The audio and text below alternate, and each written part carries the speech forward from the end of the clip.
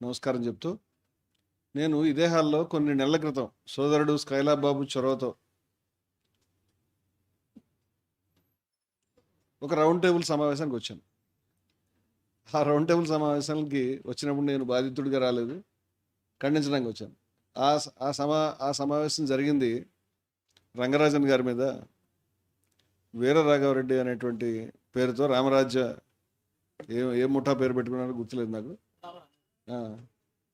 రామరాజ్య ముఠా ఏదో ఆ పేరు మీద యూనిఫారాలు వేసుకుని చాలా గౌరవనీయుడైన చిలుకూరు బాలాజీ ఆలయానికి అంతటి ప్రతిష్ట తీసుకొచ్చినటువంటి గొప్ప ప్రతిభ విద్వత్తు కలిగినటువంటి, ఇంకా చెప్పాలంటే సామాజిక న్యాయం పట్ల కూడా కొంత అభిరుచి కలిగినటువంటి వ్యక్తి పైన ఎవడో అప్పటిదాకా చరిత్ర కూడా తెలియనటువంటి, అతని పేరు అంతకుముందు ఎవరు వినలేదు, చాలా అమానుషంగా ఇంట్లో చొరబడి ఆ ఇంట్లో ఆయనని చాలా హింసలకు గురి చేసి ఈడ్చి ఆయన గుండెల మీద కూర్చొని కొట్టి తన్ని ఆయనని బాధలు పెడుతూ ఒక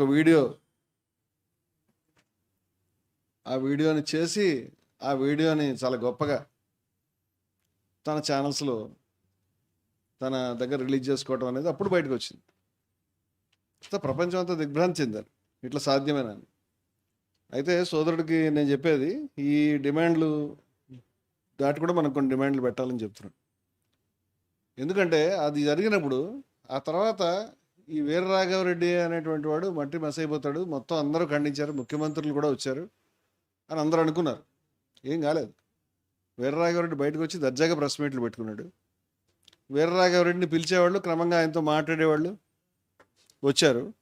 అలా జరుగుతుందని నేను ఆ రోజే ఓవర్ నైట్ ఇతను అయ్యాడు. సో ఇప్పుడు దాన్ని ఎగ్జాక్ట్గా దాన్ని కంపేర్ చేయడం కరెక్టో కాదో నాకు తెలియదు. అటువంటిదే ఇది మరొక ఘటన. నేను అందరికీ విజ్ఞప్తి చేసేది ఏంటంటే, ఇది ప్రజా సంస్థలు, ప్రజా సంస్కృతి వర్సెస్ కశ్యప్ రెడ్డిగా చేయకండి. కశ్యప్ రెడ్డి అనేటువంటి వాడు ఈ విష సముద్రం, దాంట్లో ఒక బిందువులు అంటాడు. కశ్యప్ రెడ్డిని పిలిచి ఇవాళ చాలామంది ఇంటర్వ్యూలు కండక్ట్ చేస్తున్నారు. అది మీకు తెలుసలేదు, నాకు తెలియదు. ఆయన అరెస్ట్ కాలేదు, పైపెచ్చు బయట ఛానల్స్లో దర్జాగా ఇంటర్వ్యూలు ఇస్తున్నారు. వాళ్ళు అడిగేవాళ్ళు కూడా అట్లా ఎందుకు కొట్టారు, ఇంకొంచెం ఎక్కువ కొట్టచ్చు కదా, చంపొచ్చు కదా. అయితే నేను ఎందుకో బయట తీసుకెళ్ళి కొడదామని అనుకున్నాను, లేకపోతే లేదు చంపేమైనా. కింద కామెంట్స్, పైన యాంకర్ మాట్లాడే మాటలు, ఇదంతా అబెట్టింగ్ ది క్రైమ్ అని అది జడ్జి గారు ఉన్నారు కాబట్టి బాహాటగా జరుగుతుంది. అంచేత నన్ను ఇందాక ఎవరో ఇంటర్వ్యూ చేసినప్పుడే నేను లేట్గా వచ్చాను. వారికి ఏం చెప్పారంటే, కశ్యప్ రెడ్డి మీద నాకేమి వ్యక్తిగతమైన కక్ష కానీ వ్యక్తిగతమైన కోపం కానీ ఇవాళకి రాలేదు. అతను ఒక పర్వర్టెడ్ యూత్, అతను దారి తప్పినటువంటి చాలా వికృత మనస్తత్వం, మతోన్మాద వికృత మనస్తత్వం వచ్చినటువంటి కుర్రవాడు. అతను శత్రువుగా చేసుకునేంత పిచ్చివాడిని కూడా కాదు నేను. అతని వెనకాల ఏ ఐడియాలజీ ఉందో నాకు బాగానే తెలుసు. I'm speaking about the ideology. It produces Kashyap Reddys. వేల మందిని ప్రొడ్యూస్ చేస్తూ ఉంటుంది. నేను ఒక్కొక్కడిని శత్రువు కింద పెట్టుకుని మాట్లాడే ఉద్దేశంలో లేను.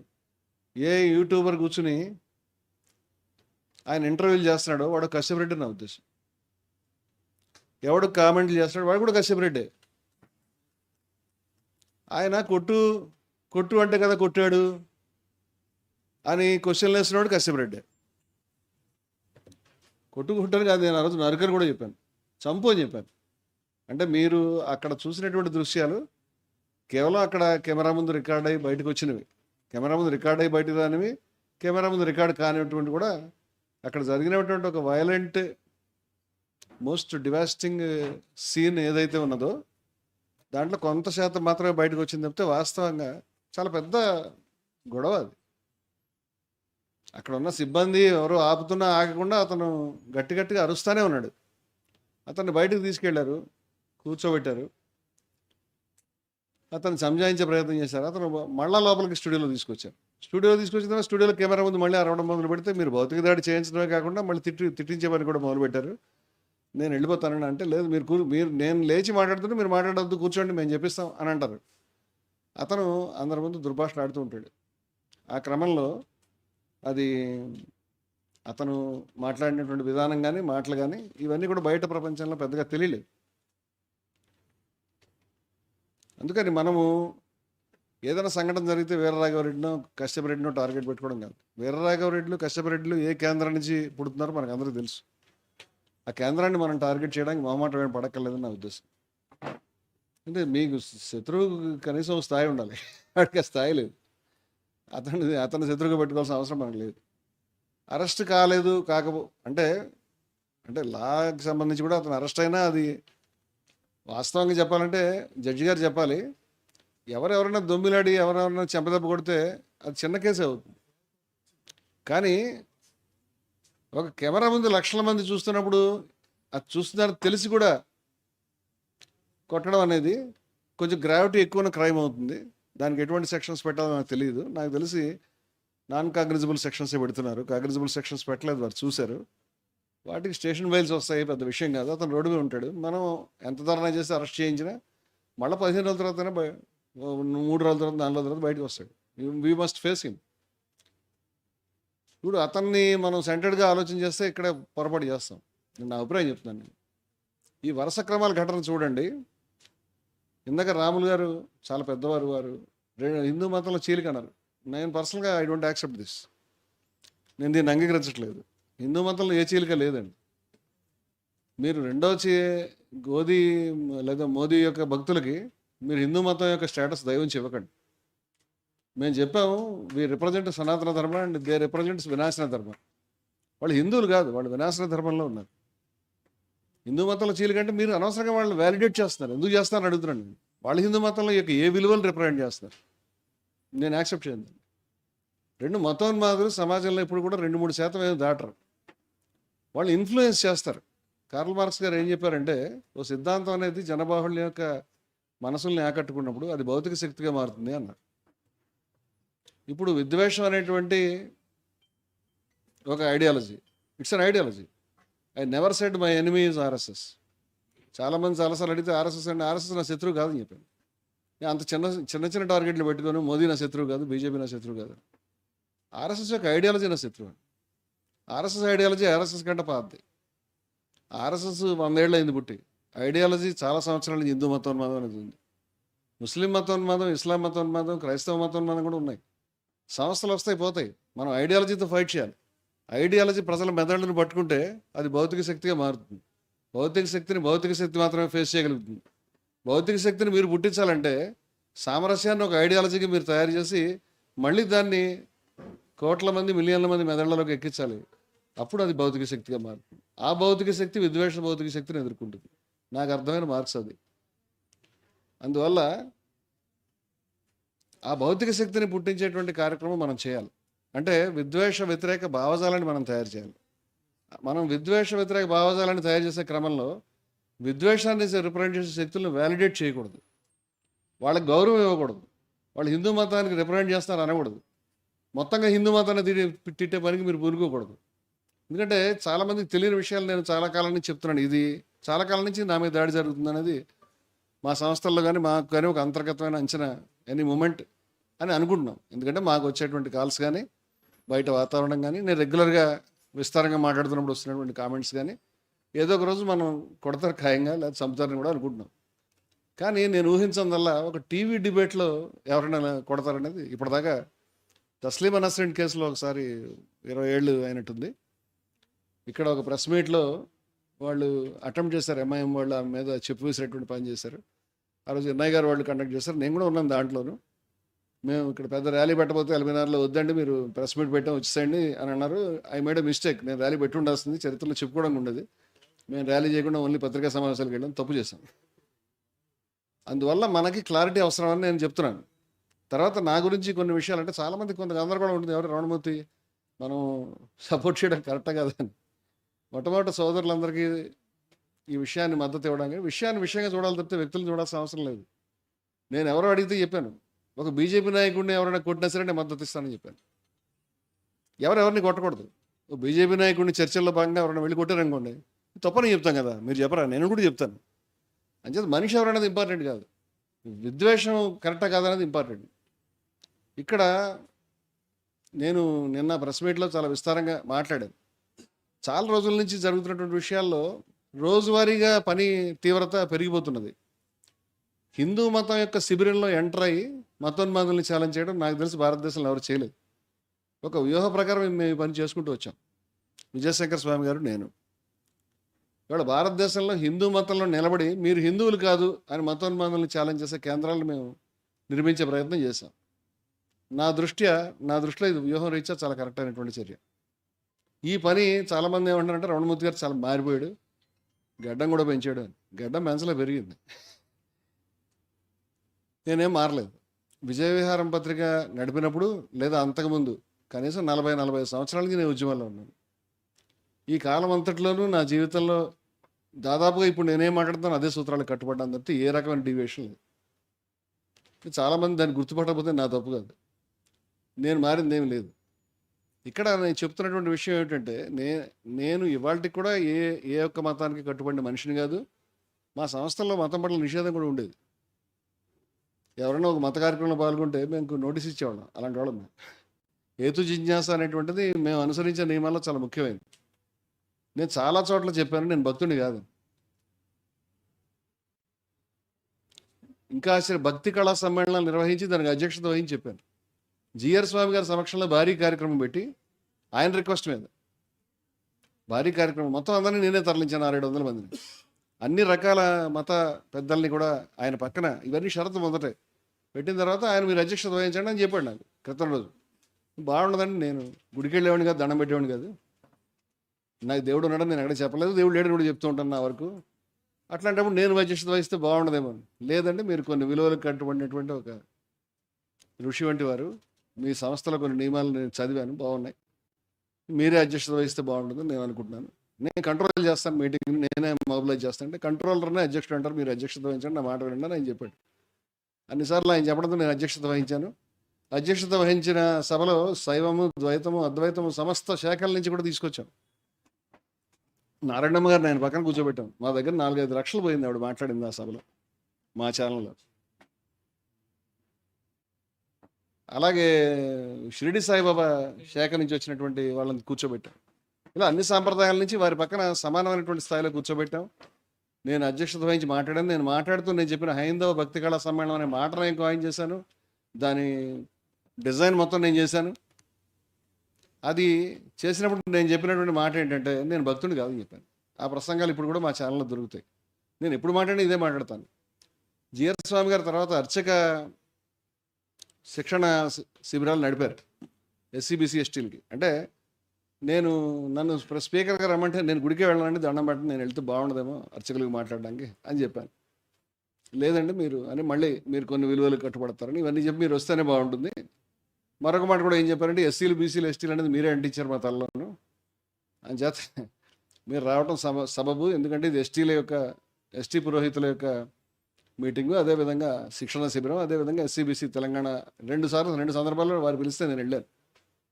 అది కూడా ఈ వద్దని చెప్పే వెళ్ళాను.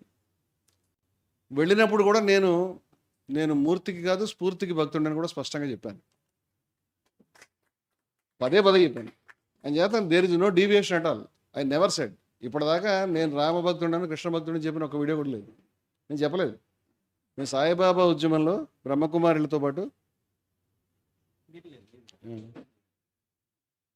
సాయిబాబా ఉద్యమం, బ్రహ్మకుమారి, మేము ఆర్ఎస్ఎస్ ఆ యొక్క సంస్థలు ఏవైతే ఉన్నాయో వాళ్ళకంటే చాలాసార్లు ఒక అడుగు ముందున్నాం.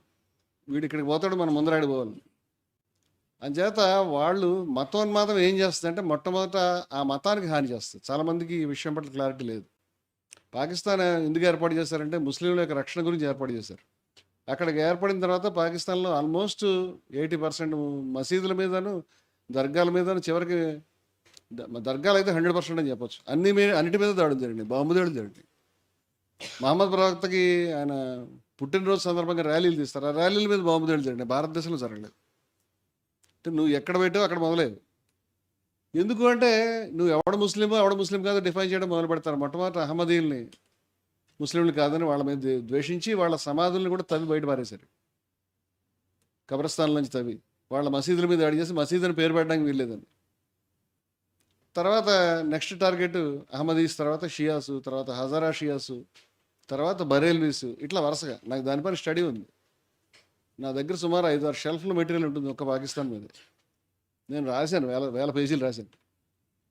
అయితే ఇది నేను చెప్పాను, ముస్లిం మతం ఇస్లాంకి హాని చేసిందని చెప్తున్నాను. హిందూ మతానికి హాని చేయడం తర్వాత మాట. అదేవిధంగా హిందూ మతం అనేది మొట్టమొదట ఈ ముస్లిమ్స్కి మరెవరికి హాని చేసే మాట దేవుడికి మొట్టమొదటి హిందూయిజాన్ని నాశనం చేస్తుంది. ఎందుకంటే హిందూయిజానికి వ్యతిరేకమైన విషశక్తి అది. ప్రతి మతంలో పనికొచ్చే విషయాలు ఉన్నాయి, పనికిరాని విషయాలు ఉన్నాయి. ప్రతి మతంలో గొప్ప విషయాలు ఉన్నాయి, లోపాలు ఉన్నాయి. ఏ మతం పర్ఫెక్ట్ కాదు, ఏ మతం పనికిరానిది కాదు. మతాలను ద్వేషించడం చాలా తప్పు. మతం వేరు, మతోన్మాదం వేరు అని నేను 25 సంవత్సరాల నుంచి రాస్తున్నాను. నా సిద్ధాంతం అది. మతం వేరు, మతోన్మాదం వేరు. మతాన్ని నాకు లేదు, నేను మతస్థుడిని కాదు అనుకునే వాళ్ళు 1,000,000 మందికి ఒకళ్ళో ఇద్దరు ఉంటారు. ఈ ఒకళ్ళో ఇద్దరిని పట్టుకుని మీరు మతోన్మాదంతో యుద్ధం చేయలేరు.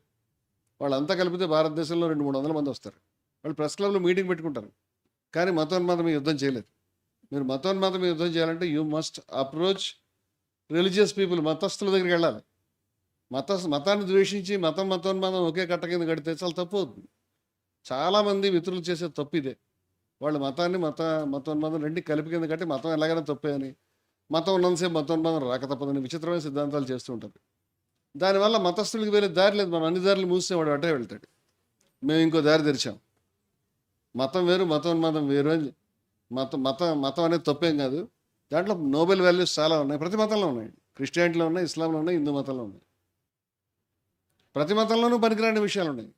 ఆ మతం అనేది గతంలో ఉన్నట్టు ఇప్పుడు లేదు. ప్రతి మతం సంస్కరణ ద్వారా మారుతూ పరిణామం చెందుతూ ఉంటుంది. ఇవాళ ఉన్నట్టు రేపు ఉండదు. హిందూ మతం మారింది గతంలో కంటే ఇప్పటికి, అలాగే ఇస్లాం మారింది, క్రిస్టియానిటీ మారింది, భవిష్యత్తులో కూడా మారుతుంది. ఆ మతం యొక్క పరిణామం, మతంలో సంస్కరణ అనేది ఆ మతస్థులు చేసుకోవాలి, బయట వాళ్ళు చేయలేరు. బయట వాళ్ళు చేస్తే కనుక గుడ్డు బయట నుంచి పగల కొడితే పగిలిపోతుంది, లోపల నుంచి పగల కొడితే పిల్ల వస్తుందని చెప్పినట్టుగా లోపల నుంచి వస్తే ఫలవంతమైనటువంటి మార్పు వస్తుంది. మేము లోపల మార్పు గురించి ప్రయత్నం చేస్తున్నాం. దీన్ని నేను చాలా వేదికల మీద ఏం చెప్పానంటే, హిందూ మతంలో ఆధ్యాత్మిక ప్రజాస్వామిక విప్లవం అని చెప్పాను. హిందూ మతంలో ఉన్నటువంటి విద్వేషం, హిందూ మతంలో ఉన్నటువంటి అసమానత్వాన్ని బోధించే అంశాలు ఏమున్నాయో వాటిని సమూలంగా తుడిచిపెట్టడం మా టార్గెట్ అని చెప్పాను. నేను మత వేదికల మీద చెప్పాను ఈ విషయాన్ని. వాటిని ఎక్కడ ఉండనేమో అని చెప్పాను. ఎక్కడున్నా సరే అని చెప్పాను. ఎక్కడెక్కడ ఉన్నాయో నాకు తెలుసు అని చెప్పాను. వాటిని తుడిచిపెట్టే కార్యక్రమాన్ని, ఆ మతంలో ఉన్న గొప్ప విలువలను ఎత్తిపట్టుకుని చేస్తామని చెప్పాను. సమానత్వ సూత్రాన్ని ఎత్తిపట్టుకుంటాం ఋగ్వేదంలో, దాన్ని పట్టుకుని అసమానత్వాన్ని నిర్మూలిస్తాం. ఇదే పని మాకు. అంతేకాదు, ఎవరు అసమానత్వాన్ని సమర్థిస్తున్నారో, ఎవరు విద్వేషాన్ని సమర్థిస్తున్నారో, ఎవరు హిందూ మతానికి వ్యతిరేకంగా వాళ్ళు మత వ్యతిరేకులని చెప్తున్నాం మేము. మీరు మత వ్యతిరేకులు, మీరు వినాశన ధర్మాన్ని పాటిస్తున్నారండి. మీరు పెద్దవాళ్ళు అవచ్చు, చిన్నవాళ్ళు అవచ్చు, మీరు దీనికి సారీ చెప్పుకోవాల్సి ఉంటుంది భవిష్యత్తులో. క్రిస్టియానిటీలో చెప్పారండి. క్రిస్టియానిటీలో పోపు గారు చెప్పారు. వాళ్ళు కలోనియలిజానికి, వలసవాదానికి, వర్ణ వివక్షకి, చాలా నేరాలకి, సైంటిస్టుల మీద దాడులకి చేసినందుకు క్షమాపణ చెప్పారు. మీరు కూడా చెప్పాల్సి వస్తుంది. చెప్పాలి. ఎందుకు చెప్పకుండా ఉంటారు? చెప్పకపోతే తప్పు, చారిత్రక అన్యాయాన్ని ఎవరు సరి చేస్తారు? ఇది చాలా అర్జెంటుగా జరగాల్సిన ఉద్యమం. ఈ క్లారిటీ అనేది చాలామందికి లేదు, మాకు ఉంది. అంచేత ఈ కార్యక్రమం మేము చేస్తూ ఉన్నప్పుడు రంగరాజన్ గారి మీద దాడి, సరే నా మీద దాడి, నన్ను అన్యాయవాదిగా చెప్పుకున్నాను. అన్యాయవాదం హిందూ మతంలో ప్రధానమైన శాఖ. ఈ క్లారిటీ చాలామందికి ఇప్పుడు నిన్న ప్రెస్ మీట్ అయిన తర్వాత నా మీద ఏ ట్రోలింగ్ జరుగుతుందో కొంత చూడగలిగాను. I could understand. దాన్ని ఆన్సర్ చేయకపోతే తప్పు అవుతుంది. ప్రజల్లో వెళ్ళాల్సిన చెడు మెసేజ్ వెళ్ళిపోతుంది. ఈ రమణమూర్తి పైకి చాలా ప్రశాంతంగా చక్కగా నైతికత మాట్లాడతాడు, చాలా దుర్మార్గుడు, చాలా నేరాలు చేశాడు, ఘోరాలు చేశాడు అని ఒక ట్రోలింగ్ చేస్తున్నారు. తర్వాత నేను ఏదో మాట్లాడినటువంటి వీడియో అని ఒకటి పెట్టాను. అయితే నేను కెమెరాస్ కూడా ఉన్నాయి కాబట్టి, మిత్రులంతా కూడా ఉన్నారు కాబట్టి, I must clarify all this. Let it be. అది కావాలి, అవసరం అది.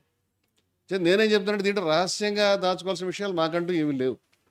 నేను ఎప్పుడు భక్తుడిని కాదు అని చెప్పాను. నేను హిందువుని అని చెప్పాను, హిందూ అజ్ఞేయవాదిని అని చెప్పాను.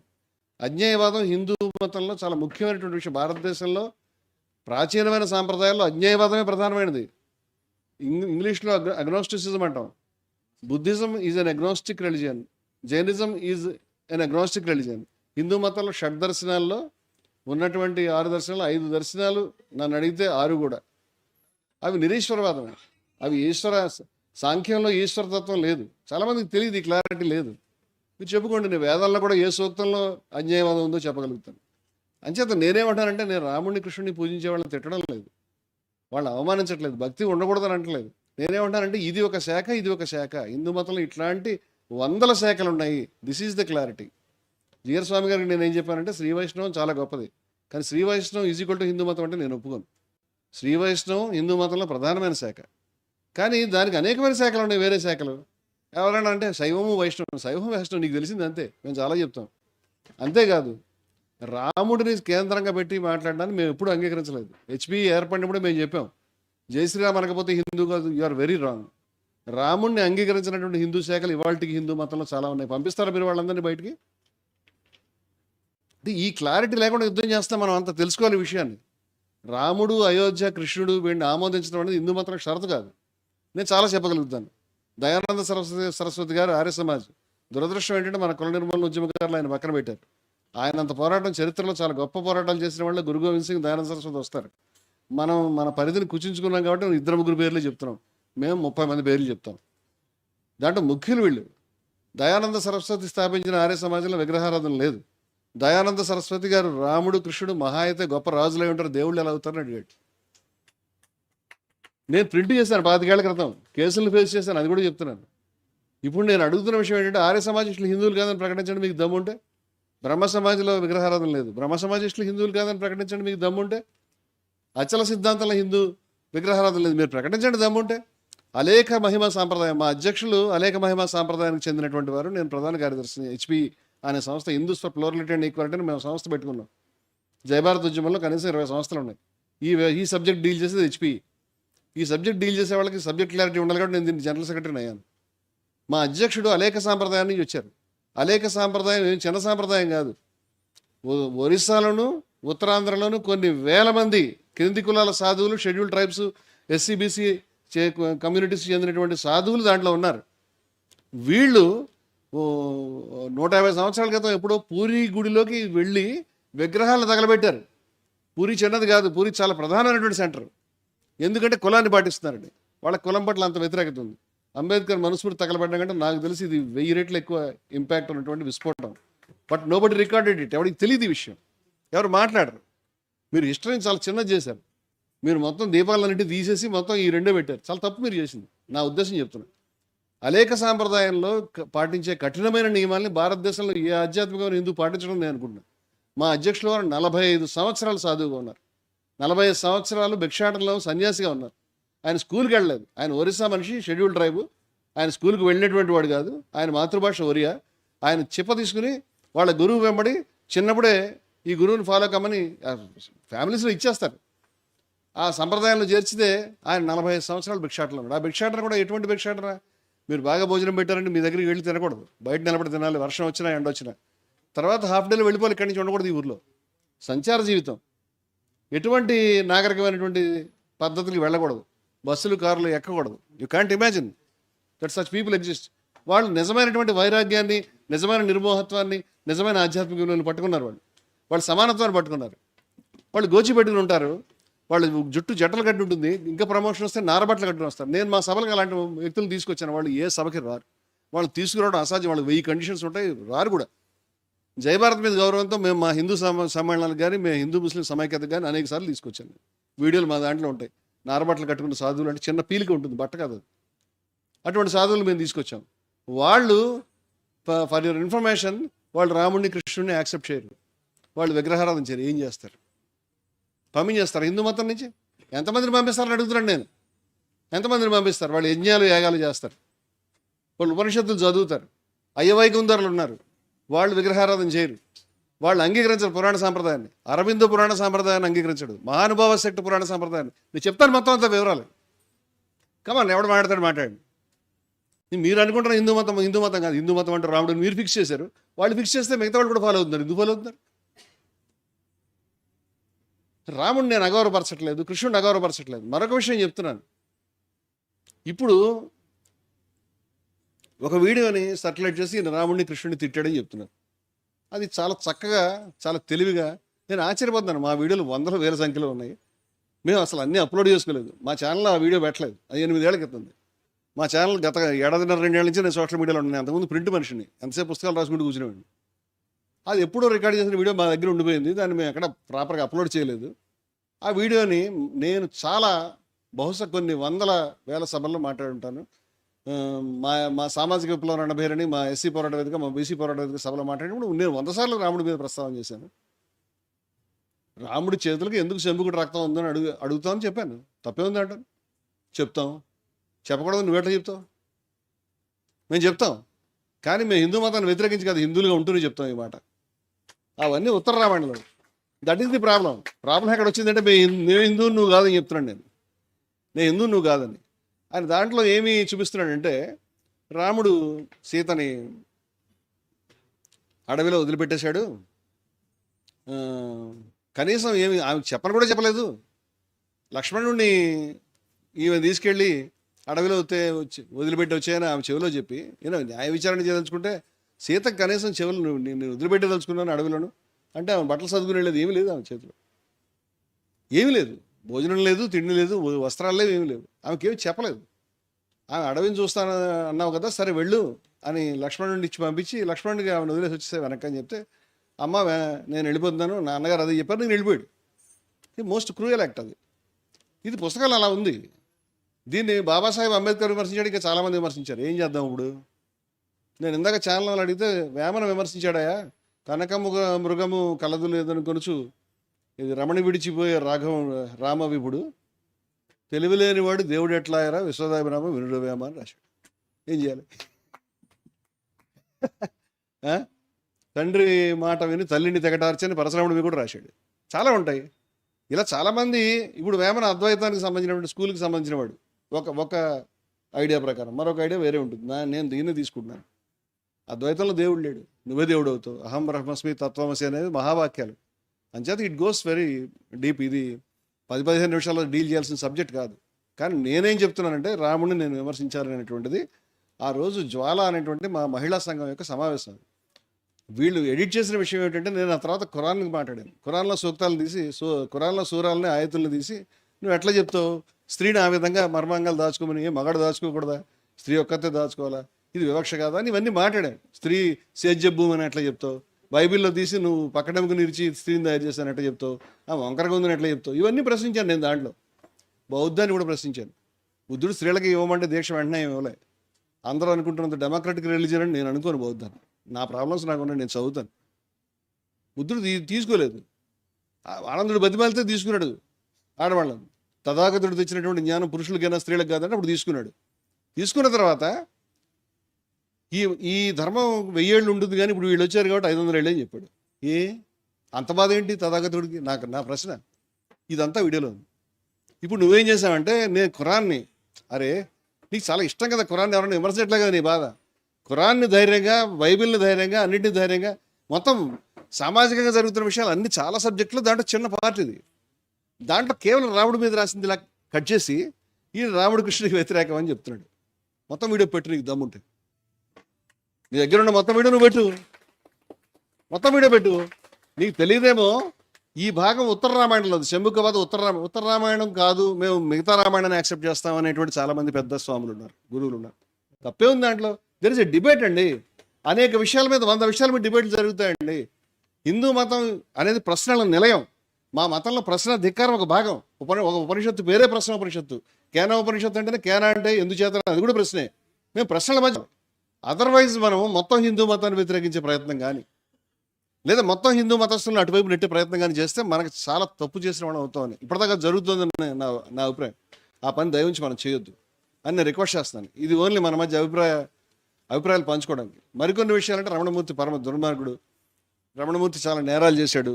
రమణమూర్తి మీద ఈ రకమైన కేసులు ఉన్నాయి. పోలీసులు నా మీద విజయ విహారం ప్రారంభం నుంచి ఎండింగ్ దాకా కేసులు పెడతానే ఉన్నారు. 2000 నుంచి 2005 దాకా నడిచింది. ఎన్ని కేసులు పెట్టారో లెక్కలేదు. చాలాసార్లు నాకు మద్దతు వచ్చింది, చాలాసార్లు రాలేదు. మొట్టమొదట మా మీద ఏడాది తిరగకుండా మా మీద కేసు పెట్టినప్పుడు మా ఆఫీస్ సీజ్ చేశారు. మా ఆఫీస్ బాయ్ని, దొరికిన సిబ్బందిని అందరిని అరెస్ట్ చేశారు. బయట పత్రిక పెట్టినటువంటి స్టాల్ వెండర్స్ని అరెస్ట్ చేశారు 2000లో. But I couldn't get support. నన్ను ఎవరు సపోర్ట్ చేసిన ఎవరు లేరు. మహా అయితే 3-4 పెద్దలు సపోర్ట్ చేశారు. ఇప్పుడు సుందర విజ్ఞాన కేంద్రం పైహాల్లో అప్పుడు మేము సభ పెట్టాం. ధర్మారావు గారును, సోమయ్య గారు, ఇంకా కొంతమంది ఉన్నారు. కానీ ఎవరు కూడా ముందుకు రాలేదు. తర్వాత నన్ను ఎక్స్ప్లోజివ్స్ కేసు మీద పోలీసులు ఎక్స్ప్లోజివ్స్ తెచ్చిపెట్టి రావణ్ మీద పెట్టింది. చిన్న ఆయన ఏదో మాట్లాడాడు కాబట్టి చిన్న ఏదో రిఫరెన్స్ మీద ఏదో లింక్ పెట్టారండి. కానీ నా మీద మరీ అన్యాయం ఏంటంటే ఎక్స్ప్లోజివ్స్ తీసుకొచ్చి లెటర్ హెడ్ ప్రింట్ చేసి పట్టుకొచ్చి అవి పెట్టుకుని అది ఎఫ్ఐఆర్ బుక్ చేసి దానికి మళ్ళీ టైం వచ్చేదాకా 1 month వెయిట్ చేసి నేను టూర్కి వెళ్ళి వెనక్కి వచ్చినప్పుడు అరెస్ట్ చేశాను. ఇవన్నీ నీ దగ్గర ఉన్నాయని మా అభిప్రాయం. దాని మీద ఆ రోజు అపారమైన స్పందన వచ్చింది. సైబరాబాద్ కమిషనరేట్ మొత్తం సీజ్ చేశారు.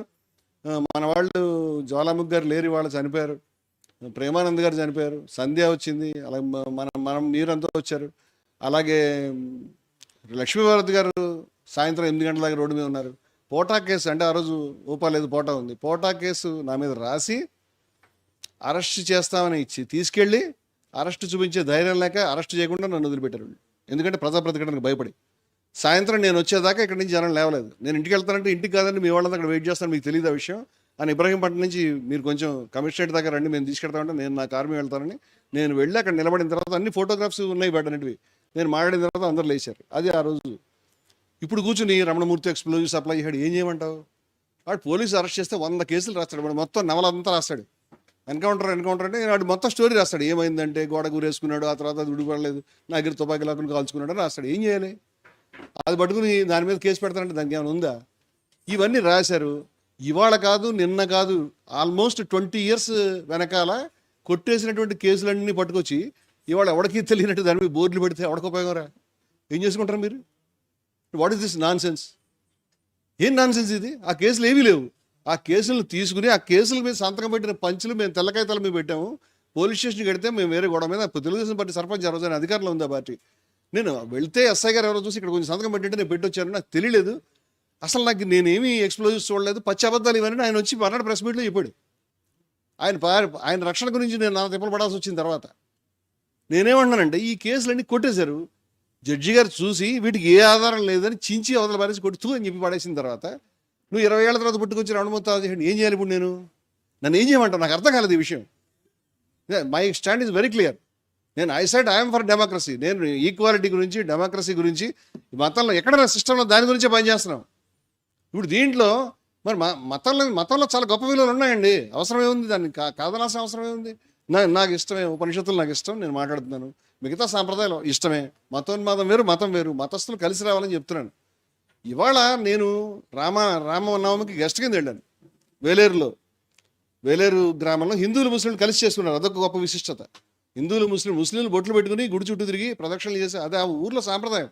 షిరిడి సాయిబాబా వారి సాంప్రదాయం. మా చంద్రకుమార్ గారు ఉన్నారు. నేను షిరిడి సాయిబాబా యొక్క పెద్ద మొన్న మార్కాపురంలో సుమారుగా 5-6 వేల మంది అటెండ్ అయిన సభకి చీఫ్ గెస్ట్గా వెళ్ళాను. ఆ సభకి నేను చీఫ్ గెస్ట్గా వెళ్ళినప్పుడు వాళ్ళకి తెలుసు, నాకు తెలుసు నేను షిరిడి సాయి భక్తుడిని కాదు. నేను షిరిడి సాయి భక్తుడు అని చెప్పలేదు, కానీ షిరిడి సాయి విగ్రహానికి కాదు, షిరిడి సాయి విప్లవానికి భక్తుడిని నేను.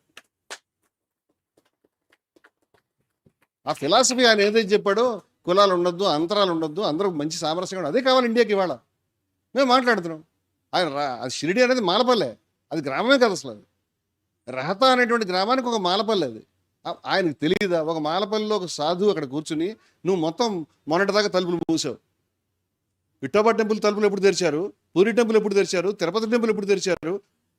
మధురై ఎప్పుడు తెరిచారు? కంచి ఎప్పుడు తెరిచారు? గురువాయూరు ఎప్పుడు తెరిచారు? లెక్కలు చెప్పండి చెప్తాం. 1947లో బయ్యా సూర్యనారాయణమూర్తి గారు సత్యాగ్రహం చేసేదాకా తిరుపతి టెంపుల్ ఎవరు తెరవలేదు. కక్కన్ గారు సత్యాగ్రహం చేసేదాకా మధురై టెంపుల్ ఎవరు తెరవలేదు. ఇవన్నీ మొన్న జరిగినాయి.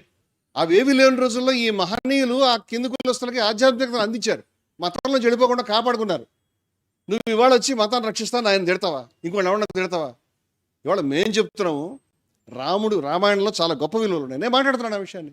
ఏ గొప్ప విలువలు ఉన్నాయో, గొప్ప విలువలు లేని దగ్గర లేవనే చెప్తాను. అది నా అభిప్రాయం. అది అక్కడ సందర్భాన్ని, అవసరాన్ని బట్టి చెప్తాం. ఎక్కడికి వెళ్ళాం, ఏ డయాస్ మీద ఉన్నాం, ఏం మాట్లాడుతున్నాం, అక్కడ అవసరమైన సబ్జెక్ట్ ఏది మాట్లాడతాం. కానీ అవసరం లేని సబ్జెక్ట్ మనం మాట్లాడలేం కదా. అక్కడ జరుగుతున్నటువంటిది కులానికి సంబంధించినటువంటి సమావేశాలు, కుల సమానతకు సంబంధించిన సమావేశాలు వచ్చినప్పుడు ఖచ్చితంగా ఆ కులం యొక్క వేళ్ళు ఆధ్యాత్మికమైన శాస్త్రాలు ఎక్కడ ఉన్నాయో అన్ని చోట్ల పీకమని చెప్పాడు అంబేద్కర్. గాంధీ కూడా చెప్పాడు. ఈ మాటలు చాలా మంది తెలుసలేదు. మనుస్మృతిని గాంధీ 10 ఏళ్ళ ముందే వ్యతిరేకించాడు. అంటే వీఆర్ ఆల్ మిస్టేకన్. నారాయణ గురు చెప్పాడు, మేము పీకే పని చేస్తున్నాం కాబట్టి మాట్లాడతాం. అక్కడ నువ్వు ఆ కట్టింగ్ పట్టుకొచ్చి దానికి వ్యతిరేకం అంటే నేను భక్తి ఉంది, నేను భక్తుడని నేను ఇప్పుడు చెప్పాను, నీకు చెప్పలేదే. భక్తుడు కాకుండా హిందూ మతంలో ఉండవచ్చు, అజ్ఞేయవాదిగా కొనసాగవచ్చు, అచలవాదిగా కొనసాగవచ్చు, అనేక సాంప్రదాయాల్లో కొనసాగవచ్చు. రావణాసురుడు కూడా ఈ భారతదేశంలో గుళ్ళనే తెలియదు. మీకు తెలుసుకోండి ఈ విషయాలన్నీ కూడా. మీరు ఒక మోసలో పోద్దామని ఒక దేవుడు, ఒక పుస్తకం, ఒక సిస్టంలో మీరు తెద్దామని చూస్తాను. మేము యాక్సెప్ట్ చేయం దాన్ని. మేము రాముడి యొక్క నిజమైన స్ఫూర్తి మేము మాట్లాడతాం, అసమానత ఉన్న విషయాలు మాట్లాడడం. నేనుగా చాలా మంది విమర్శించారని చెప్తున్నాను. నేను చాలా మంది పెద్దలు దాని మీద విమర్శలు చేస్తున్నారు.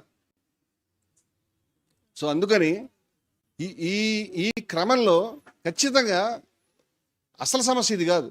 అసలు సమస్య రాముడు కాదు, అసలు సమస్య ఆధ్యాత్మికత కాదు, అసలు సమస్య రమణమూర్తి బహుశా కులం, అవి కూడా సమస్యలు కాదు. అసలు సమస్య అయోధ్యలో జరిగినటువంటి దొంగతనం.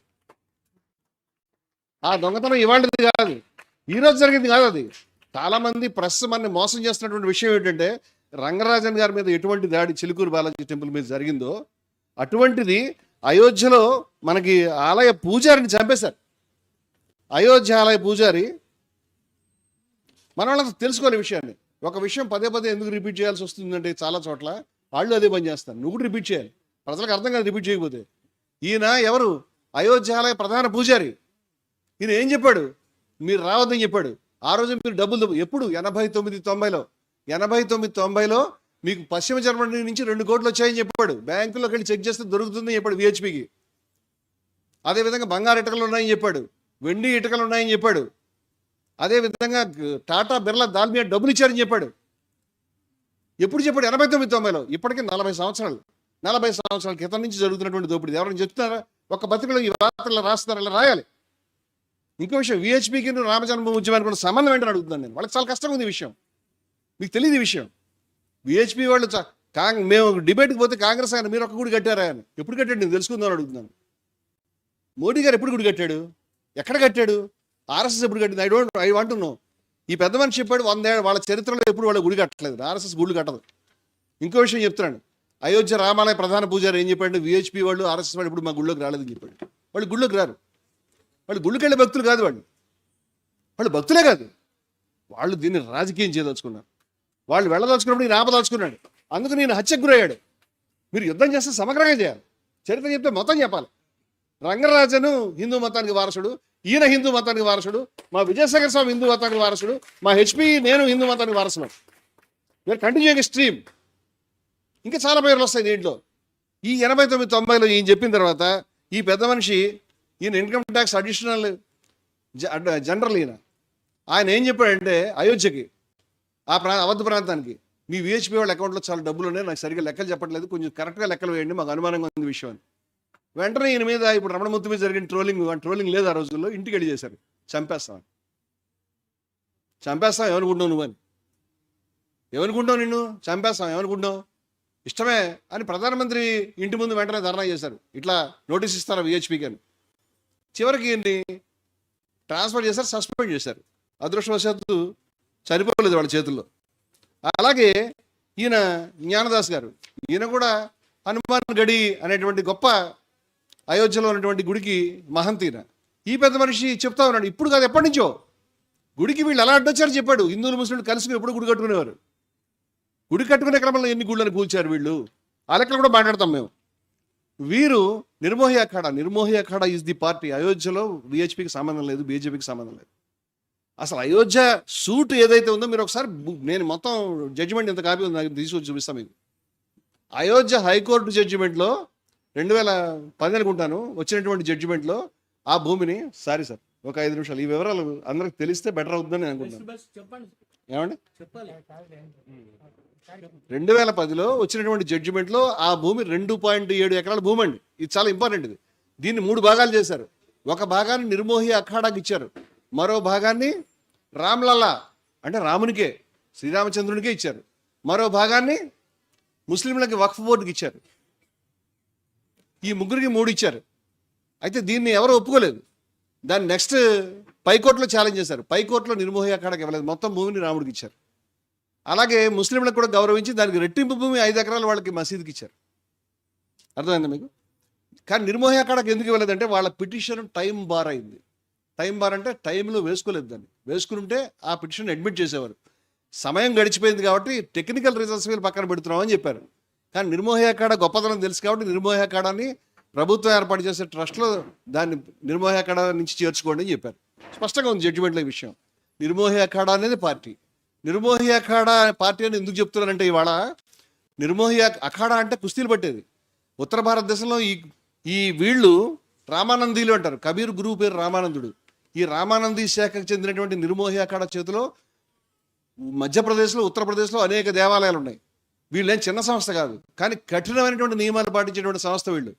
వీళ్ళు ధార్మికంగా కట్టుబడి ఉంటారు. వాళ్ళు అనేక నియమాలు పాటిస్తారు. వాళ్ళు కుస్తీలు పడతారు, నిత్యము రాముడి యొక్క జపం చేస్తారు. అటువంటిది రామాలయ ఉద్యమాన్ని అప్పటి నుంచి చేస్తున్నారు, కానీ విద్వేషం లేకుండా. దాంట్లోకి విహెచ్పి ఎంటర్ అయింది. VHP was never a party, జడ్జిమెంట్స్లో లేదు అది. ఇప్పుడు నిర్మోహి అఖాడాకు సంబంధించినటువంటి ఈ పెద్ద మనిషి, వీరు అధికార ప్రతినిధి సీతారాం దాస్ అంటారు వీరిని. సంత్ సీతారాం దాస్ గారు, మహంత్ సీతారాం దాస్ గారు, వారు ఏం చెప్పారంటే 2017లో 1400 కోట్ల రూపాయలు విహెచ్పి తీద్దని చెప్పారు. 2017లో. ఇవాళకి ఎన్ని సంవత్సరాలండి? Almost 10 years. 10 ఏళ్ల క్రితమే ఈ నిర్మోహి అక్కడ ఎవరు పార్టీనో వాళ్ళు చెప్పారు. ఎవరు పార్టీనో వాళ్ళు చెప్పారు వినవు. ఎవరు పూజారో, ప్రధాన పూజారో ఆయన తిన్నాడు, అది పట్టించుకోవు. ఇప్పుడు ఏదో ఆలయంలో కొంచెం దొంగతనం జరిగిందంటే మేమేది ఒప్పుకుంటాం దీన్ని? 40 సంవత్సరాల లెక్కలు తీ. ఎప్పటి నుంచి వసూలు చేసావు? భారతదేశంలో ఎన్ని గుళ్ళు ఉన్నాయండి? అక్షరధామం లేదా? ఇక్కడ పైన బిర్లా టెంపుల్ లేదా? భారతదేశంలో చాలా గొప్ప గుళ్ళు, చాలా ఖర్చు అయినవి. ఇంకా సౌదీ అరేబియాలో, అమెరికాలో కూడా కట్టారు. మీరు ఎప్పుడైనా డబ్బులు ఇచ్చారా? కానీ అయోధ్య ఆలయానికి ప్రతి గ్రామం నుంచి డబ్బు వెళ్ళింది, ప్రతి అపార్ట్మెంట్ నుంచి, ప్రతి పట్టణంలో, ప్రతి గల్లీ నుంచి డబ్బులు వెళ్ళింది, ప్రపంచంలో ప్రతి దేశం నుంచి డబ్బులు వెళ్ళింది. ఒకరోజు కాదు, అనేక సార్లు వెళ్ళింది. 40 ఏళ్ళ నుంచి జరుగుతుంది. ఎంత డబ్బు వసూలు చేసావు? ఆ డబ్బులు ఎక్కడ పెట్టావు? ఈయన చెప్తున్నాడండి. రామాలయ ప్రధాన పూజారి చెప్పాడు, ఎన్నికల నిమిత్తం బీజేపీకి ఉపయోగించాలని చెప్పాడు. మాట్లాడిన విషయాల్ని ఇప్పుడు కొత్తగా ఏం చేస్తారండి మీరు ఇవన్నీ మాట్లాడితే? I'm showing you evidence, I can show you documents and they have killed people. 50 నుంచి 60 మంది పూజారులు చంపారని చెప్పాడు. తెలుసా మీకు? ఈ మహానుభావుడు ఏం చెప్పాడంటే అయోధ్య ప్రాంతంలో 50 నుంచి 60 మంది పూజారులను చంపారని. మన హిందూ మతం ఒక ముద్దకిని చూస్తే వచ్చే ప్రమాదం చెప్తున్నాను నేను. ఎవరు వాళ్ళు? వారానికి 10 రోజులకు ఒకరిని చంపుతుంటే నేను ఎక్కడ చెప్పాలని చెప్పాడు. మఠాలను స్వాధీనం చేసుకోవాలి, గుళ్ళని 8,500 గుళ్ళు ఉన్నాయి ఆ ప్రాంతంలో. ఆయన చెప్పాడు ఇంతమంది చంపారు నాకు తెలిసి, నాకు లిస్ట్ ఉంది అని అడిగితే లిస్ట్ చెప్పమంటే 4 పేర్లు చెప్పాడు. లిస్ట్ అంతా ఇంటి దగ్గర ఉందని చెప్పాడు. నేను చెప్తాను అన్నాడు. ఎవరు దాని మీద చేయలే. నన్ను ఇంకా ఎందుకు ఉంచుతారో తెలియదు నాకు, ఇంతమందిని చంపి నన్ను ఎక్కడ ఉంచుతారని చెప్పాడు. ఆయన కూడా చంపేశారు. 1991లో కళ్యాణ్ సింగ్ ఆయన తొలగించాడు. కోర్టు నియమిస్తే నువ్వేంటో తొలగించడానికి 10 ఏళ్ళ నుంచి నేను పని చేస్తున్నాను ఆయన కోర్టుకు వెళ్ళాడు. ఆ తర్వాత 92లో బాబ్రీ మసీద్ కూల్చారు. 93లో జస్ట్ నెలలు తిరగకుండా ఇంటి దగ్గర ఒక గుడిసెలో ఏ రక్షణ లేకుండా ఉన్నటువంటి మనిషిని తుపాకులతో కాల్చి చంపారు.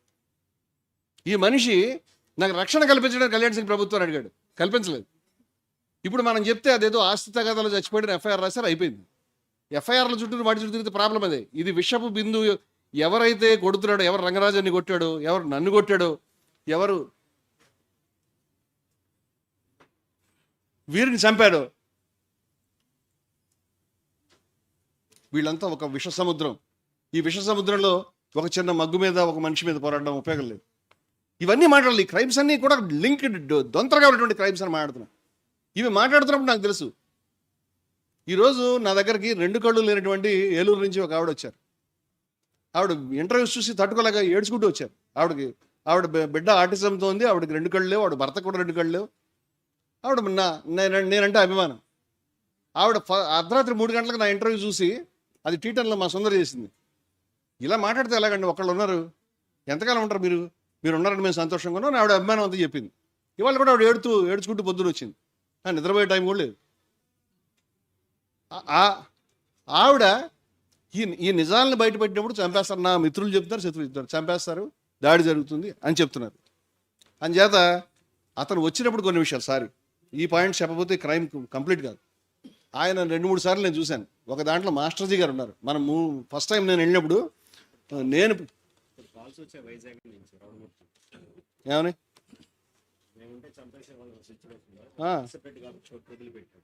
కానీ చంపుతామని నాకు ఇప్పుడు గంటకి కాల్స్ వస్తూనే ఉన్నాయి.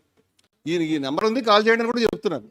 ఇప్పుడు మాస్టర్జీ గారు ఉన్నారు, నేనున్నాను, స్టాలిన్ ఉన్నాడు, ఇంకా కొంతమంది ఉన్నాం. ఆ రోజు వాళ్ళిద్దరు వచ్చారు, కశ్యప్ రెడ్డిని ఇంకో మనిషి కూడా, నాకు పేరు గుర్తులేదు. వీడి పేర్లు గుర్తుకోవడానికి వీళ్ళు ఏమైనా దాన్ని ఏమంటారు, ఇందిరాగాంధీలో చాలా ఫేమస్ పీపుల్ అండి. ఎవడో వచ్చాడు. వచ్చిన వాళ్ళు ఏం చేశారు చెప్తాను నేను, వారి సాక్ష్యం మీరు అడగండి. ఇలా చూపించి వేళ్ళు చంపేస్తాం, నరికేస్తాం మిమ్మల్ని అని చెప్పారు. టీవీ డిస్కషన్లో చెప్పారా లేదండి? నువ్వు చెప్పకూడదా అలాగా? మీ మోదీ గారు చెప్పాడు, గోవుకు సంబంధించి ఈ గో రక్షకులు అనేటువంటి పేరు మీద మీరు ఇలా హత్యలు చేస్తున్నారని తప్పని చివరికి మోదీయే ఖండించాల్సిన పరిస్థితి వచ్చింది. 80 మంది చంపారు, మీరు ఇంతమంది చెప్పారు, రకరకాలు చెప్పారు, నేను లిస్ట్ అంతా చెప్పాను. అని మోదీ గారు చెప్పారయా చంపొద్దని?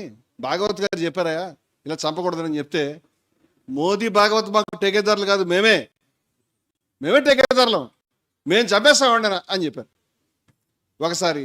తర్వాత వారు లేరు. రెండవ సందర్భంలో కూడా మేము గౌరక్ష సమితి అని ముస్లింలు, క్రిస్టియన్లు, సిక్కులు, పెద్ద పెద్ద ముస్లిం పెద్దలు, క్లీన్ రికార్డు ఉన్నటువంటి పెద్దల్ని, ఖైరుద్దీన్ సూఫీ గారు 18,000 మసీదులకి మోజంలో ఆయన మాట వింటారు.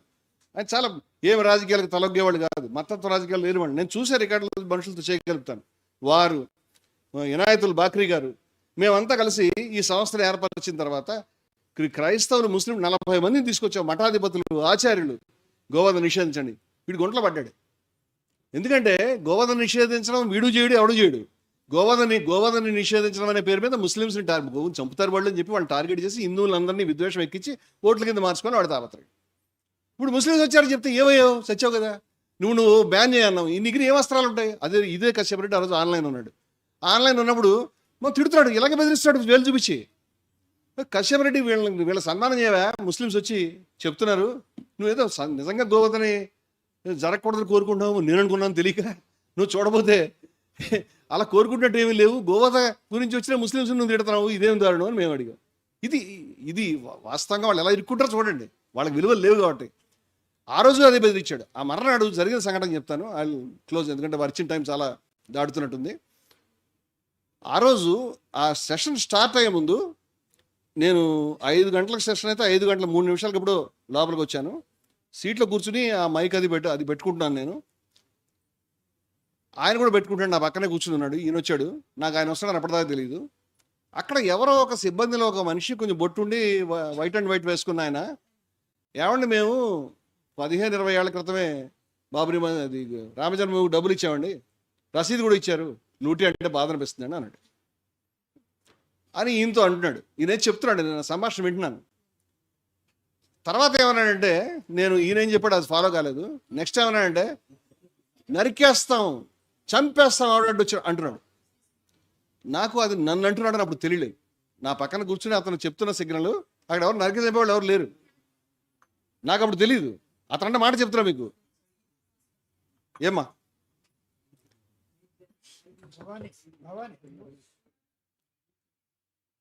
ఆ మాట చెప్పాడు. తర్వాత ఈ మాట వినండి మీరు. తర్వాత అతను అన్నాడు, ఆ సిబ్బంది, ఇలా అనకూడదండి, టీవీ స్టూడియో ఇది, లైవ్ వస్తుంది, మీరు ఇక్కడికి వచ్చి నరుకుతాం చంపుతాం అనకూడదు. ఏం లేదు, హిందూ రాష్ట్రం వచ్చేలోగా అడ్డొచ్చే ఎవరినైనా సరే హిందూ రాష్ట్రం వచ్చే వరకు నరుకుతానే ఉంటాం, చంపుతానే ఉంటాం చెప్పాడు. నాకు అనిపించింది ఇతను చాలా ఒక సిస్టంలో వచ్చాడని. ఆ తర్వాత జరిగిన దుర్భాషలు సంభాషణలో ఆ కొట్టిన తర్వాత అతను మాట్లాడిన మాటల్లో అతను చాలా స్పష్టంగా నేను ఇంకేవేవో చేస్తున్నానని, లేకపోతే ఇప్పుడు ట్రోలింగ్లో ప్రచారంలో ఉన్న విషయాలు ఉన్నాయి కదా, ఏది రాముడిని తిట్టానని, నాకు అప్పుడు తెలియలేదు వీడు ఏం మాట్లాడు పిచ్చోడు అన్నాడు అని, ఇవన్నీ వల్లిస్తున్నాడు మాకంతా అని. అంటే వీడు క్లియర్గా రికార్డు పెట్టుకుని ఈరోజు ఈ పని చేసే ఉద్దేశంలో వచ్చాడు. ఎందుకంటే నేను గతంలో వీడి ముందే ఈ దుకాణం తెరిచి నేను ఈ రికార్డ్ అంతా చాలా వివరంగా చెప్పాను. ఇక్కడ మీకు చాలా షార్ట్లో చెప్తున్నాను, చాలా విషయాలు నేను వివరంగా చెప్పగలుగుతున్నాను. నేను చెప్తున్నప్పుడు అతను ఆన్లైన్లో ఉండి ఆ గత చర్చలో చెప్తున్నప్పుడు అతనితో సమాధానం లేదు, ఇట్లా చంపారు ఆహా ఆహా ఆహా అంటాడు. అంతేగాని ఏమీ వాదన చేయలేకపోతాడు. వాళ్ళకి తెలియని విషయాలు, వాళ్ళ దగ్గర ఇన్ఫర్మేషన్ లేదు. అంటే వాళ్ళు మనకి కౌంటర్ చేయడం పాజిబులే కాదు. బట్ నీ దగ్గర సమాచారం లేనప్పుడు నీకు ఏం ఎలా కాపాడుకుంటావు నిన్ను నువ్వు? ఓ దొంగని పట్టుకుని ఇదిగో దొంగ ఇదిగో మూట అని చెప్తే ఏం చేస్తాడు? కొడతాడు. నన్ను కొట్టకుండా ఏం చేస్తాడు చెప్పు? నేను పట్టుకుని ఇదిగో దొంగ దొరికాడు, ఇక మూట దొరికింది అన్నాను అనుకోండి, ఆ మూట నీదేం తెలుసు దాంట్లో నోట్లో ఏం చేస్తాడు? ఇదిలించుకోవడానికి కొట్టడానికి ట్రై చేస్తాడు. అతను అదే చేశాడు. ఇప్పుడు అతని దగ్గర సమాధానం లేదు. నేను మళ్ళీ తీసిన తర్వాత గబగబా రాముడు మీద ఏది మోదీ మీద రాముడు చేరగలపడ్డాం. ఎంత అవమానకరం అండి హిందువులకి. ఇవి గల్లీకి తీసుకెళ్ళాలేమో అనుకుంటాను వీళ్ళు చేసే మోసాన్ని. రాముడు మీద ఫ్లెక్సీలు ఎలా పెడతారండి? రాముడును మోడీ కలిసి ఫ్లెక్సీలు ఎలా పెడతారు? ఎలా యాక్సెప్ట్ చేస్తాం? ఎవరో ఒక ఆయన వీడియో పెట్టి సోనియా గాంధీ పెట్టాలి, అవి కూడా తీసేయి. మేమేమైనా కాంగ్రెస్ పార్టీ వాళ్ళమా? మేమే అంటలేదే, తీసేయి, మాకు తెలియదు, అది తీసేయమని చెప్పు. దాన్ని కూడా కలపమండగలుగుతాం. మాకు ఎవరు మతాన్ని రాజకీయాల్లో ఉపయోగించుకోవడానికి వీలే లేదు. ఆ సబ్జెక్ట్ కూడా ఆ రోజు అదే. అందుకని నేను ఈ సబ్జెక్ట్ మాట్లాడాను. ఇదేమిటండి? ఇదేమిటి చెప్పండి? ఎక్కడన్నా ప్రపంచంలో జరుగుతుందా ఇది? క్రిస్టియన్ కంట్రీస్ ఉన్నాయని చెప్తున్నారు కదా, హిందువులకు ఒకటే కంట్రీ, క్రిస్టియన్కి అన్ని కంట్రీస్ ఉన్నాయని. ఎక్కడన్నా క్రీస్తు ట్రంప్ మీద ఇలా జారగలు పడినట్టు ఫోటో చూస్తామా మనం? ఎవడన్నా పెట్టుకుంటాడా? మార్గరెట్ థాచర్ మీద జారగలు పడినట్టు, లేకపోతే మరెవడో జెలెన్స్కీ మీద. అలా ఉండదు కదా, అలా ఉండదు కదా. మనకేం కర్మ? రాముడు మోదీ మీద ఆలంబన కోసం జారగలబడ్డా. ఇంత అవమానకరమైన బొమ్మలు వేస్తారా మీరు? ఇది హృదయాలను గాయపరచ. ఇది చెప్పానండి నేను ఆల్రెడీ. మీరు కావాలంటే లైవ్ చెక్ చేసుకోవచ్చు. ఇది అయిన తర్వాత దాడి జరిగింది. ఇది చెప్పిన తర్వాత ఇంకేం దాడి ఉంది? ఓకే, మాకు సంబంధం లేదు, ఆడు ఎవడో నెట్లో పెట్టాడు, right, I will show you. BJP నాయకురాలు, అక్కడ పేరు చెప్పలే, కరంతలాజే అని ఆవిడ, యడ్యూరప్ప గారి టీంలో ఆవిడ, కర్ణాటక ఆవిడ, తన ట్విట్టర్లోనే ఏంటోనో పోస్ట్ చేసినటువంటిది, రాముడికి మోదీ దారి చూపిస్తున్నాడు. ప్రపంచానికి మార్గదర్శకుడు దేవుడు అండి, ప్రపంచ విశ్వభరుడు ఆయన, విశ్వానికి సమస్తానికి నడిపిస్తాడు ఆయన, విశ్వచాలకుడు, విశ్వంభరుడు. అటువంటి రాముడికి మోదీ గారు దారి తప్పిన పిల్లాడికి చూపించినట్టుగా అయోధ్యకు తీసుకెళ్ళేటువంటి దారి చూపిస్తున్నాడు. ఎంత ధైర్యం అండి మీకు, ఎంత ధైర్యం! ఇటువంటివి, ఈ మాట నేను చెప్పాను, చిట్ట చివరన ఇది చూపించాను. ఇది మీకు అందరికీ తెలుసు. నేను పేరు చెప్తాను, మీరు రాసుకోండి. 11/5/2026 ఆంధ్రజ్యోతి, నెట్లోకి వెళ్తే వస్తుంది. ఇది మొన్న ఆయన హైదరాబాద్ వచ్చినప్పుడు ఆయనకి ఇచ్చారు. 11 మే 2026 ఆ రోజు ఆంధ్రజ్యోతిలో వచ్చినటువంటి బొమ్మ. ఇదే వివాదానికి కారణం. దీంట్లో విశ్వరూప ఫోటో, నేను ఆ రోజు ప్రింట్అవుట్ చూపించలేదండి, డైరెక్ట్గా నా దగ్గర ప్రింట్ కాపీ ఉండే, నేను ఇంకా ప్రింట్ మనిషినే. ఇది చూపించాను, ప్రింట్లో ప్రింట్ అయింది తీసుకెళ్ళి. ఇప్పుడు దీంట్లో శ్రీకృష్ణుడు విశ్వరూప యొక్క చిత్రం ఉంది, ప్రతి ఇళ్లలో, ప్రతి పూజా మందిరాల్లో ఉంటుంది. దాంట్లో మరి ఏమనాలి, ఇందాక ఈయన అన్నాడు స్కైలాబ్, తల తీసన్నావు, కొడతారు, అందుకే కొట్టారు. మరి ఏం నువ్వే అంటారు? నేను అంటున్నా, తల అనే శబ్దం మీద నీకు ఎంత అభ్యంతరం ఉంది, కానీ తల మార్చి, శ్రీకృష్ణుడి తల మార్చి మోదీ తల ఏం అభ్యంతరం లేదా? ఏది నాకు ఈ వాడిని కొడతాను నేను, వాడు నాకు ఈ అర్జెంటుగా, ఎవడు ఈ పని చేసింది నడు అని వెంటనే స్టూడియోలో వెళ్ళిపోవాలి. నిజంగా భక్తుడు అయితే వెళ్ళడు, ఎందుకంటే మోదీ భక్తుడు. ఇతను కృష్ణుడు భక్తుడు కాదు, రాముడు భక్తుడు కాదు, హిందూ భక్తుడు కాదు, ఏమీ కాదు. నీకు మోదీని బయట పెడుతున్నాం కాబట్టి, వేచిపోయిన బయట పెడుతున్నాం కాబట్టి, ఆర్ఎస్ఎస్ బయట పెడతా భయం నీకు. నువ్వు కుక్కవు నువ్వు, అందుకని నువ్వు మాట్లాడుతున్నావు. అంతేగాని నీకు మతం మీద ఉందని ఎందుకు చెప్పుకుంటావు? నువ్వు హిందూ ఎప్పుడయ్యో? హిందూ మతంలో ఇలా ఈ పని చేశాను నేను నా జీవితంలో, నేను హిందూ వ్యతిరేక చిత్రిస్తున్నారు కదా, ఈ పని చేసామా ఎప్పుడైనా? తలను మార్చి మాట్లాడావా? ఇలా చేయొచ్చునా? మీకు సిగ్గుందా? హర్ మోదీ అనేటువంటి నినాదం ఇవ్వచ్చునా? హర్ మహాదేవ మా నినాదం. కాశీ అనేది పుణ్యక్షేత్రం అండి. హర్ మహాదేవ ప్లేస్లో హర్ మోదీ, ఘర్ మోదీ అని ఇస్తారా? ఎట్లా ఇస్తారు? తిరుపతి ఏడుకొండలవాడ వెంకటరమణ గోవింద గోవింద అంటారు. మా స్వామి ఉన్నాడు, ఏడుకొండలవాడ వెంకటరమణ చంద్రబాబు అంటారా? ఏడుకొండలవాడ జగన్ అంటారా? అంటే వీపులు బద్దలు కొట్టరు అక్కడ. మరి వీళ్ళ వీపులు బద్దలు కొట్టద్దా? ఘర్ మోదీ అన్నందుకు మతాన్ని ఇష్టమైనట్టు రాజకీయాలు ఎందుకు టెంపుల్ ఓపెన్ చేశారు? నేను టెంపుల్ గురించి ఇంత మాట్లాడుతుంటే అవ్వలేదండి, అది ఇంకా అసలు కంప్లీట్ అవ్వలేదండి, మొత్తం అది ఇంకా నిర్మాణం అవ్వకపోతే ఎందుకు ఓపెన్ చేసావు? బీజేపీ నాయకుడు చెప్పాడు నాకు చర్చలో. Okay, accepted. ఎందుకు ఓపెన్ చేసావు? మరి ఎందుకు ఓపెన్ చేసావు నీకు తెలియదు, నాకు తెలుసు. నేను చెప్తాను. 2024లో ఎన్నికలు వస్తున్నాయి కాబట్టి, జనవరి నెలలో ఎన్నికలు వస్తున్నాయి, ఏప్రిల్ నెలలో ఎన్నికలు వస్తాయి, జనవరి నెలలో ఓపెన్ చేసావు. శంకరాచార్యులు చెప్పారు, వాళ్ళు హిందువులు కదా, ఓపెన్ చేయొద్దు, రాజకీయం వద్దు, కంప్లీట్ కాలేదు, ఇవే కారణాలు చెప్పారు. హిందూ మతాన్ని కొందరు దుర్మార్గులు రాజకీయాలకు వాడే ప్రయత్నం చేస్తుంటే, హిందూ మతంలో 2 శాఖలు వచ్చినాయి, చీలికలు వచ్చినాయి, వాళ్ళకి హిందువులని గుర్తింపు మీరు ఇవ్వకండి, ప్లీజ్ ఇవ్వకండి వాళ్ళకి. హిందూ మతాన్ని కొన్ని పురుగులు, కొన్ని క్యాన్సర్ లాగా కొంతమంది దుర్మార్గులు ఎలకలు కొట్టేస్తారంట. అలాంటి దుర్మార్గులు హిందూ మతానికి పట్టారు, దేశాన్ని దొంగలు పట్టినట్టు హిందూ మతంలో దొంగలు పట్టారు. ఆ దొంగలు తరివేసి హిందూ మతాన్ని, హిందూ మత విలువల్ని, క్రైస్తవ మతాన్ని, ఇస్లాం మతాన్ని, అన్ని మతాలు కాపాడుకోవాలి. ఈ సమస్య ఇది రమణమూర్తిది, కశ్యప రెడ్డిది కాదు, ఇలా రంగరాజు కాదు, ఎవరిది కాదు, ఇక్కడ కూర్చున్న ప్రతి ఒక్కళ్ళది. మన రోడ్ల మీద తిరగలేం. గతంలో ఎన్కౌంటర్ జరుగుతుందంటే మనం దాన్ని పట్టించుకోలేదు. ఇవాళ ఎన్కౌంటర్ ఒక వర్డ్ అయిపోయింది, ఉపా చట్టం జరిగిపోయింది. రేపు పొద్దున్న ఏమైనా మీరు మాట్లాడితే ఈయన మేము స్కైలాబ్ ఉపా పెట్టండి అని అంటాడు. నేను అడిగాను ఒక యాంకర్ మాట్లాడుతుంటే, నిన్ను కొడతారా రేపు పొద్దున్న, నువ్వు చొక్కా ఎందుకు వేసుకున్నా కొడతారు, అది నువ్వు అలౌ చేస్తే. ఇది మనం అందరం రోడ్ల మీద తిరగడానికి సంబంధించిన సమస్య, మన ఉద్యమాలు నడపడానికి సంబంధించిన సమస్య. భారతదేశం మారడం కాదు, భారతదేశం మీద పెను విపత్తు ముంచుకొస్తా ఉంది మన చుట్టూను. మన శక్తి అంతా సర్వశక్తులు వడ్డీ పోరాడకపోతే ఈ ఎలిమెంట్స్ చాలా ప్రమాదం వస్తుంది. సమయం లేదు కాబట్టి నేను ముగిస్తున్నాను, క్షమించండి. నన్ను ఈ సంస్థ చేసేటువంటి ప్రతి ఒక్క కార్యకలాపాల్లో మా సంస్థల మిత్రులు వస్తారు, క్షమించండి. Thank you very much. జై భారత్.